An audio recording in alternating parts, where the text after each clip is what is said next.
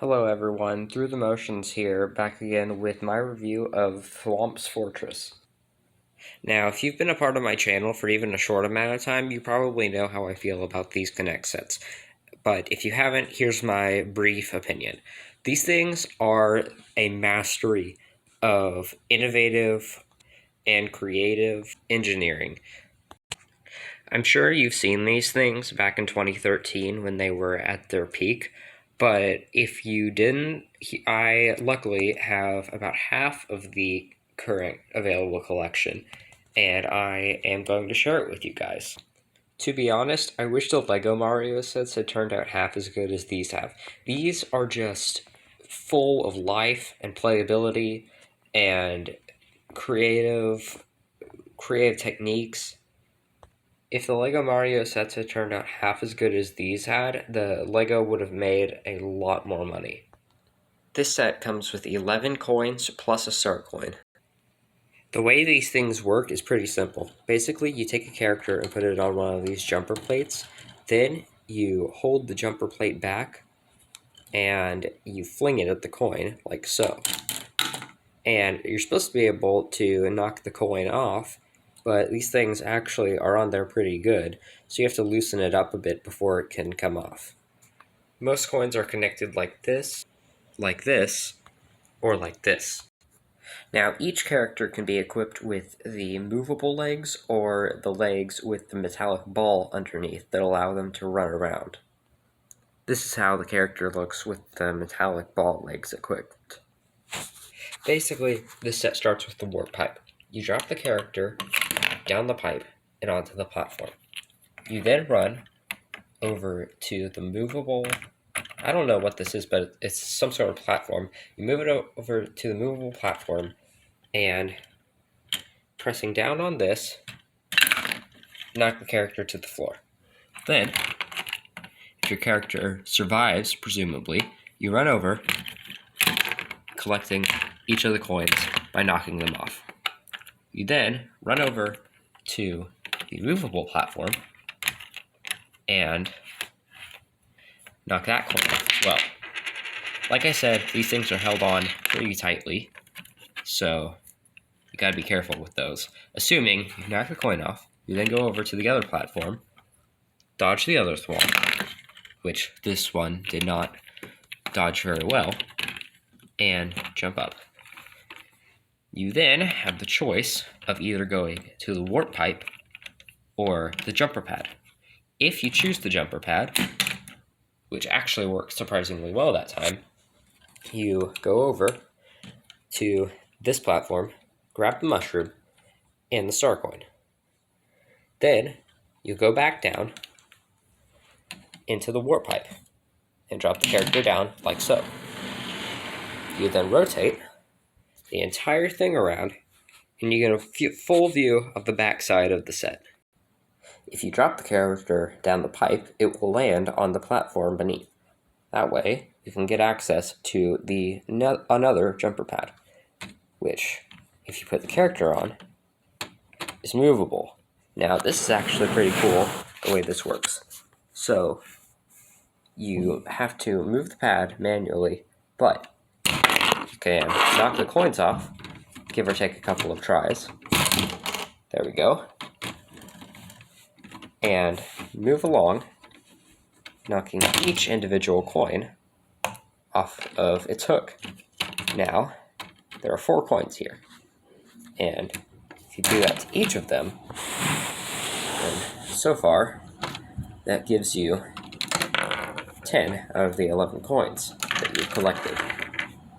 Now, the other one here isn't reachable by the jumper pad, so you have to knock that off yourself. Preferably not taking out the whole thing like I just did. Yeah, that's not going back in. Okay, so another thing I forgot to mention. A bad thing about these Connect sets is that there is really no way to hang the coins except for if you puncture the back wall. And that is irreparable. You cannot undo that. And it's kind of a pain, but because it ruins part of the sticker, but it's how you get the coins to stick on the back, which, in my opinion, looks better than if you were just to leave them.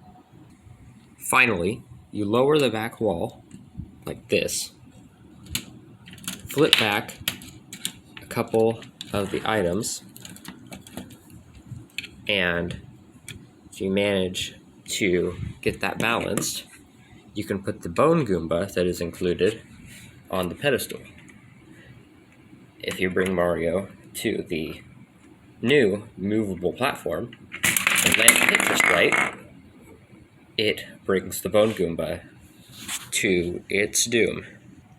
Now, how this should have worked was Mario shouldn't have overstepped and gone straight to the Goomba. He should have landed on the target, which then does this. That was a fail. Okay, take two. Mario should have done this. Oh my gosh.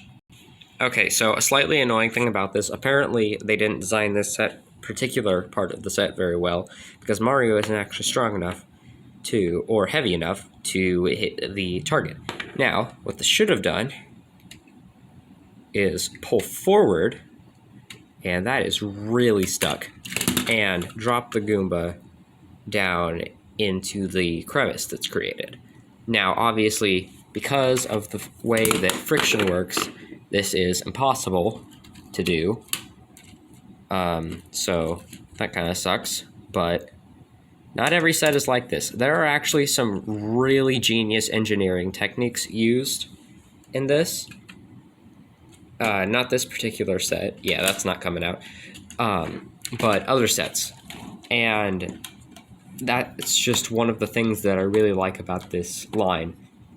Now, if a company like Lego had made this, this would have been much, much better. But I think there's something to say for a multi-billion-dollar company not making something like this, because it doesn't have the, I know this is going to sound weird, the kind of comforting touch that is provided by smaller toy manufacturers. I know that sounds crazy, but it's something I've noticed.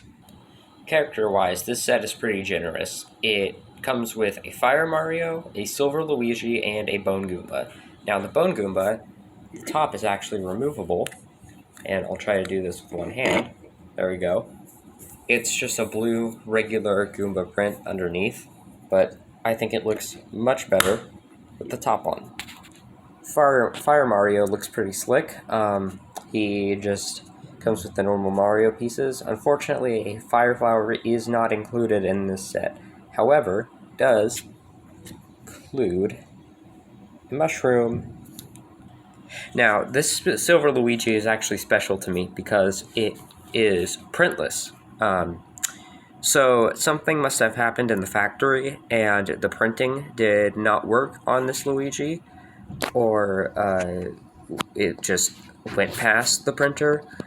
I honestly have no idea what happened, but the only printing in this entire minifigure are the eyes. And I don't know how much this is worth, but this is a very special minifigure to me because of that. I know K'NEX isn't the most reliable company when it comes to printing, so this probably isn't worth near as much as I think it is, but I'm actually going to give this away for my 1,000 subscriber special, which is going to be coming up sometime next year, hopefully. But yeah, anyway, other than that, the figure's pretty good. It's kind of flimsy, not gonna lie. The legs are very flimsy, and it's knocked over with the slightest touch. Just boom. Doesn't weigh a lot. Cheap plastic.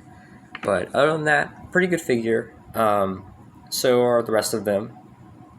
Each set also comes with a mini jumper, and these range in height.